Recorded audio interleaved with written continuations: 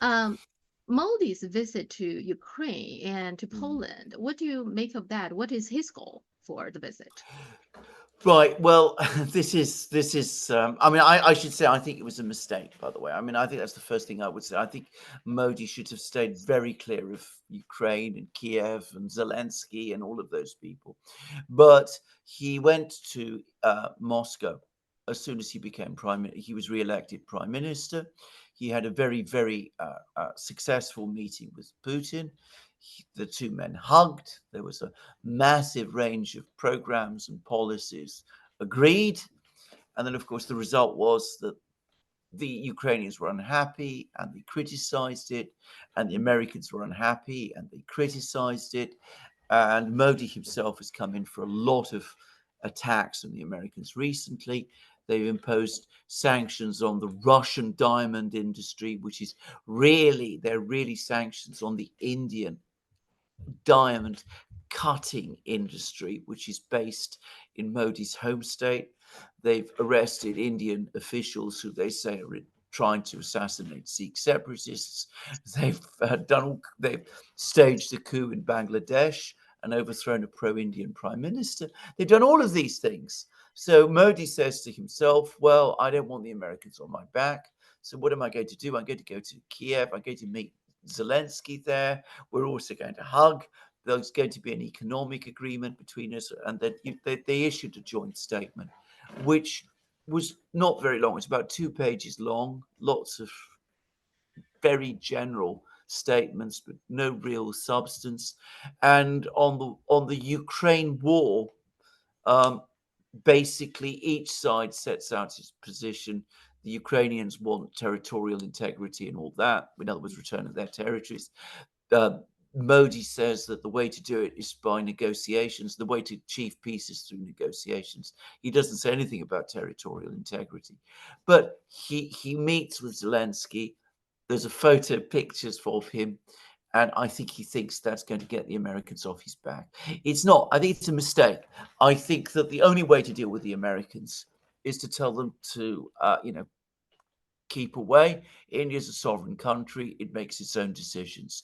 Trying to, as we say in England, run with the hare and the hounds at the same time, um, all it will do is lead to problems. The Americans are never impressed by it.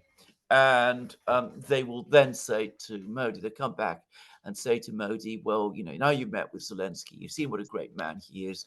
Why don't you give a bit more? That's all that's going to happen. And I don't think he wants to give any more. It's a lot of hugging there too. He Yeah. hugged Zelensky. I also think it's a mistake. I don't quite understand, Yeah. in particular this time when things are heating up in Kursk, all that kind of thing. Yeah. I don't see the point for him to go there. And Russia already said they're not going to negotiate Yeah. once Ukraine basically get into the Russian territory. So I don't see the point. But anyway, I what mean, is I would say that he followed up with a telephone call to Putin. It's very okay? the Russian readout is very funny Okay. because you could almost sense, well, I'm really sorry, yeah, Vladimir, that I actually went to Kiev and met Zelensky and all this, but it's something I had to do. And Putin, Mhm. obviously, you could see him saying, "Oh, well, yeah, well, I understand, my friend, why you have to do it," but I still think it was a mistake. I think that. Um, India tries too hard to be friends with everyone, Yep. and Yeah. Mhm. sometimes it just doesn't work. Mhm. I think that the Chinese are much wiser. Yeah, I mean, Xi Jinping doesn't go to Kiev, but he does appoint a representative who goes to Kiev for him, and I Mhm. think that's a much better way to do it. Yeah. Yeah. I agree. Yeah. And in the meantime, what's going on in this war going Ukraine continues to try to attack Kursk nuclear power plant, which I always think is extremely dangerous thing to do. Yeah, And Russia, of course, launched this barrage of drones and missiles yeah. attacks for 2, 3 days Mm. now. Um, and the NATO mercenaries and Ukraine soldiers, they're still stuck in Kursk. Yeah. So what's going to happen next? It seems to me it's escalating into a very dangerous territory now. It is extremely dangerous, more dangerous perhaps than it's ever been before, because we are now entering the end game. Now, we've had a whole series of events in the main battlefronts, which are in Donbass. The Russians are now capturing one town after another. They captured a place called Novogrodivka in 3 days, which is a city of about 20,000 people. They're now That's in 3 days. It looks like they're capturing another place called Selidovo, which is one. The Ukrainians are barely resisting anymore because all their best troops are in Kursk and they're marooned there. They're suffering very heavy losses. They've not been able to advance, and they've tried to attack the nuclear power plant, but this is now surrounded by very, very powerful defenses. And the Russians have called in the IAEA, and the chair of the IAEA, Mr. Grossi, has visited the nuclear power plant and those kind of things. So the situation in Ukraine is becoming critical. The country has defaulted on its debts. Its economy is spiraling downwards. Its energy generation system has collapsed under the weight of these missile strikes. Mhm. So what they're trying to do is to try to get the Americans involved, and they're lobbying the Americans to send them, to give them permission to use missiles to launch to hit targets inside Russia. They've ostentatiously used American and German and British weapons inside Russia itself, something which they promised publicly that they would never do, but they've now done it. We have lots and lots of mercenaries there, all operating from the Western countries. It looks as if with Ukraine now perhaps months from collapse, the, the Ukrainians want to bring the West in, and that there are some people in the West who are prepared to go there, and that would be a crisis of unimaginable on an unimaginable scale. And they don't care that there is election. I mean, what's the Americans' plan here? Do they want it just to keep on going until the election, or they want everything blow up before the election to create a real crisis to get people scared to vote for them? What's the plan here? I think the American plan has all along been to prevent a collapse in Ukraine before the election. And I think that at some level, some people in the US were perfectly well aware of the Kursk plan. It would have been impossible for Ukraine to do it without American help to some extent, intelligence and all of this. And so I think that the Americans were aware of what was happening. I don't believe the story that the US was caught completely by surprise. But the hope was, because things are going so badly wrong on the battlefronts, that Ukraine would march into Kursk, perhaps seize the nuclear power plant, blackmail the Russians into a ceasefire, and that would keep everything, in suspense until the election was out of the way. Maybe it might even force the Russians into concessions. It didn't work out like that, and now I don't think that the Americans have a strategy, because I think that they did not expect the ongoing collapse that we're seeing in Ukraine to happen as fast as it has. I think that they were expecting, just a few months ago, they were talking about how the war was in stalemate. Well, it's clearly not in stalemate, but that was what they wanted to think. And as I said, they're in bewildered and they don't know what to do. The U.S. election is a dangerous thing, isn't it? It's it it drives Becoming more people so to with every election season. it drives people into doing crazy things. I find that it's incredible. Well, what is so astonishing about this is that foreign policy is not ever apparently the most important factor for American voters. And to the extent that it is, they prefer policies of peace to Mhm. ones of war.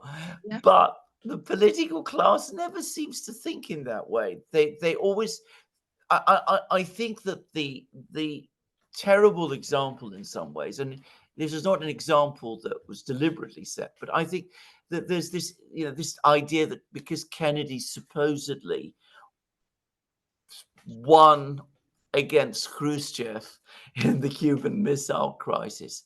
Every single American president since then wants to be seen doing the same thing. That, they're going to defeat the adversary, whoever that is, in some, replay of the Cuban Missile Crisis. All that does, of course, is it takes us again and again and again to one crisis after another. And we're getting very close now to a situation where we could find ourselves not just in a replay of the Cuban Missile Crisis, but something much, much, much more dangerous. There's a book by a man called David Sanger, which I have not read, but I've seen quotations from it.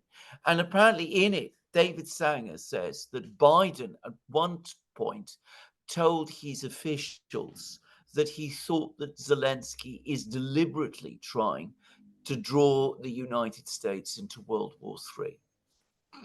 That's an actual quote.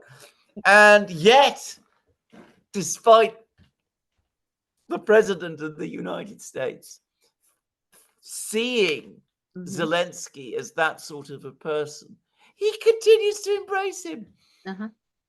And the same thing with Netanyahu, right? I think Netanyahu, yeah, the separatists in Taiwan, by the way, it's so different.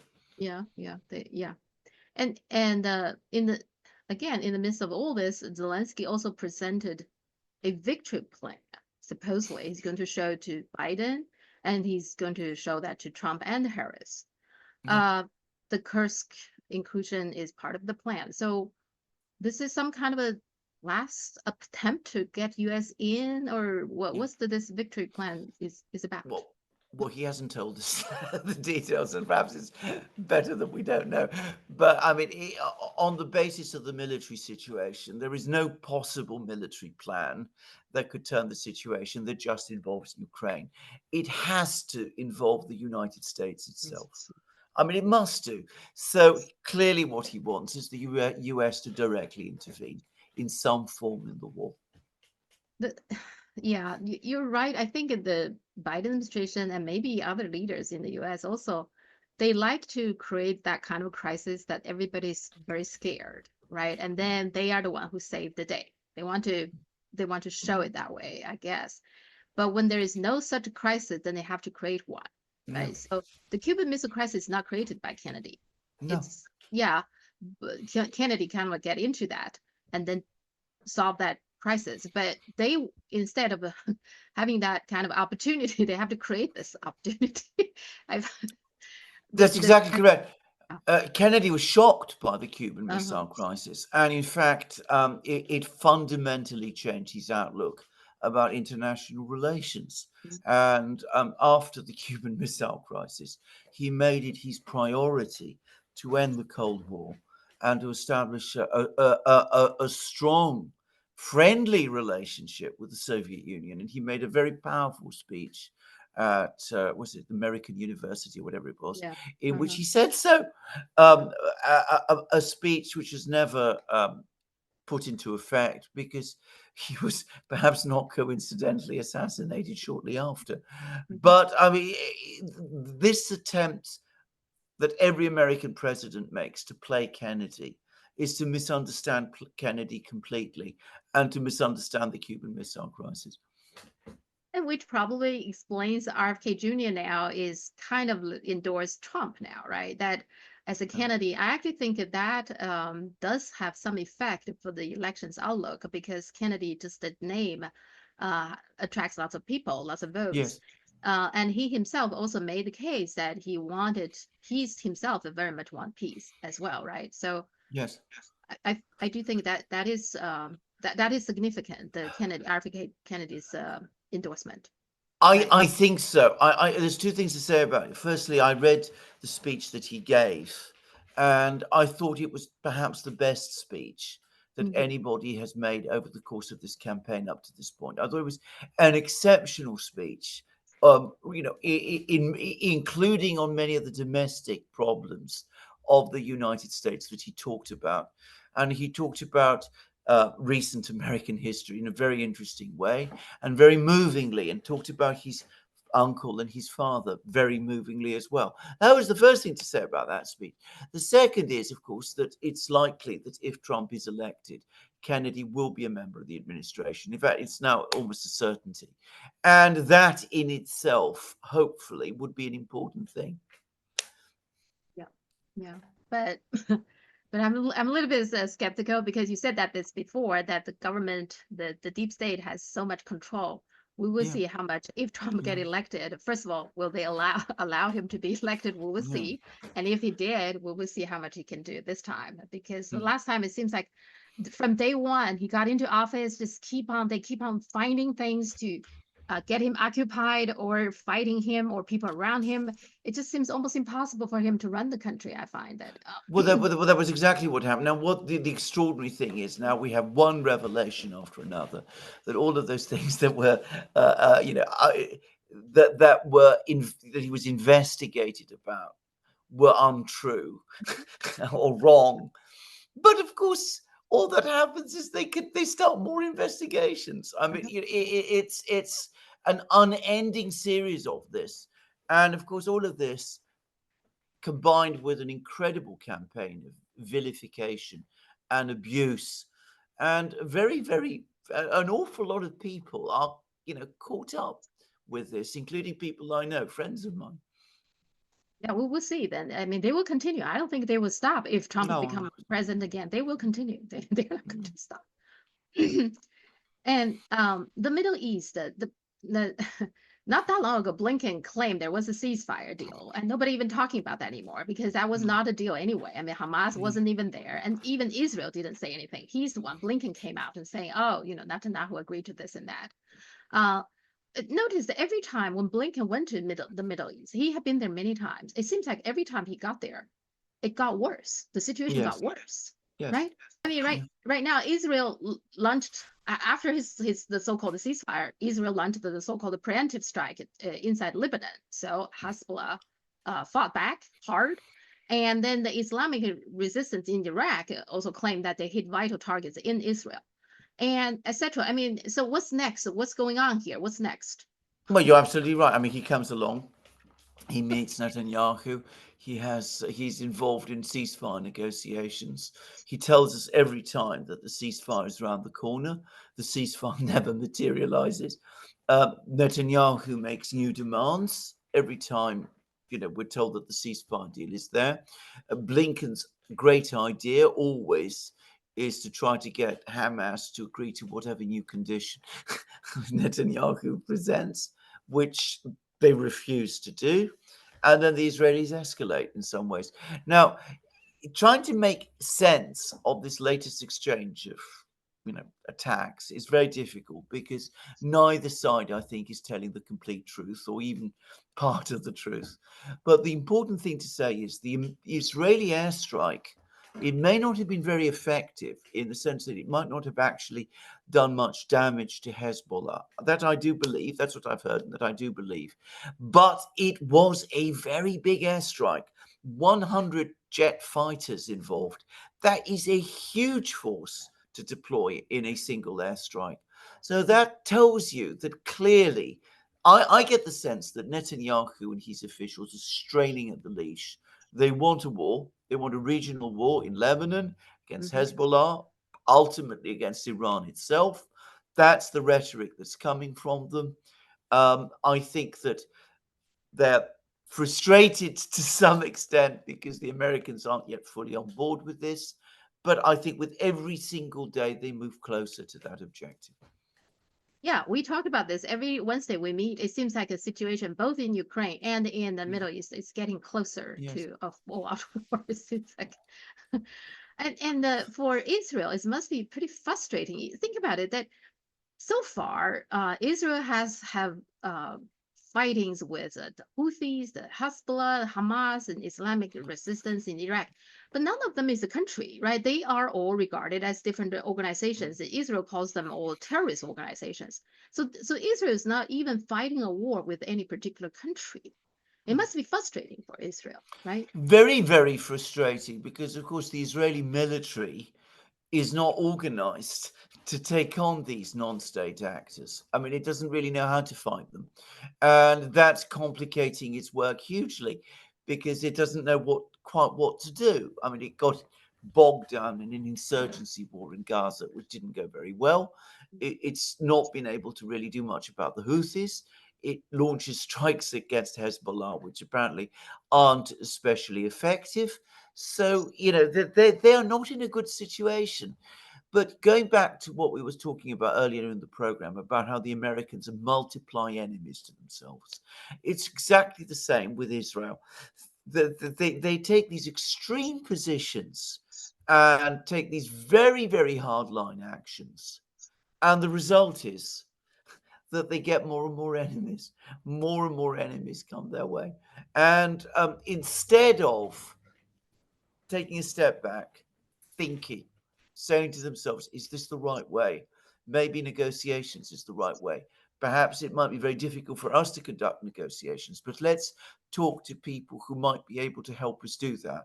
No, they want more war because they think that war, the prosecution of war, which is what has brought them to this crisis, will somehow end this crisis for them. It makes no logical sense. But I've had, because I know quite a lot of people from Israel. I've had arguments with them about this, and I never seem to get anywhere. Yeah, yeah. It's Israel. What it's doing is very much self-destructing, right? Just Yeah. like Ukraine is going to fight, seems like determined to fight until the last Ukrainian. I mean, if we say, oh, we support them, how can that be a good thing for Ukraine to fight until the last Ukrainian? And Israel is now become enemy of the whole world. I mean, everybody is looking at the situation saying you're doing a genocide. I mean, you pretty much, they pretty much consumed all the goodwill that they generated during World War II, after World War II. I don't know how can that be a good thing for Israel in its long-term survival, but that's how some people think. It's I have to agree. I mean, it seems to me that's exactly right. This very, very maximalist policy that Israel has been conducting, it's now brought Israel to the point of crisis where its very existence is now in question. yeah, yeah. It's economy collapse, right? And so Yeah, people are leaving. So yeah, I mean, they're somehow, if you say this is a bad idea, you keep on going, then because oh, you're anti-Semitic, exactly. So, Well, it's okay, like with Ukraine that you're an enemy yeah, of Ukraine if mhm, you want to give the Ukrainians advice uh-huh, to save their country. yeah, That's apparently an anti-Ukrainian thing. yeah, yeah. So all I can say, sometimes there are Chinese media, on the social media as well. There are people saying, glory to Ukraine, and if you say something, it's like you are anti-Ukraine. You're a pro imperialist Russia, etc. I mean, Yeah, then when I see those cases, I'll just say, okay, then I'll support Ukraine to fight until the last Ukrainian, if that's what you want exactly, to hear, if that's what you want to exactly. hear.